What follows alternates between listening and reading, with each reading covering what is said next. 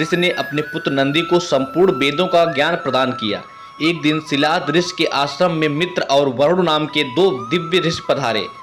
नंदी ने अपने पिता की आज्ञा से उन ऋषियों की उन्होंने अच्छे से सेवा की। जब ऋषि जाने लगे तो उन्होंने सिलाद ऋषि को तो लंबी उम्र और खुशहाल जीवन का आशीर्वाद दिया, लेकिन नंदी को नहीं।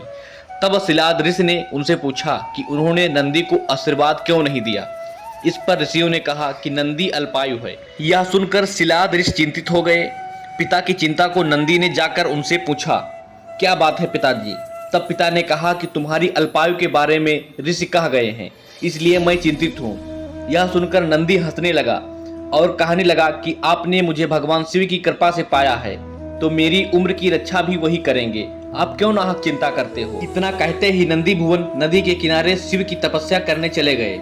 कठोर तप के बाद शिव जी प्रकट हुए और कहा, वरदान मांगो वत्स। तब नंदी ने कहा,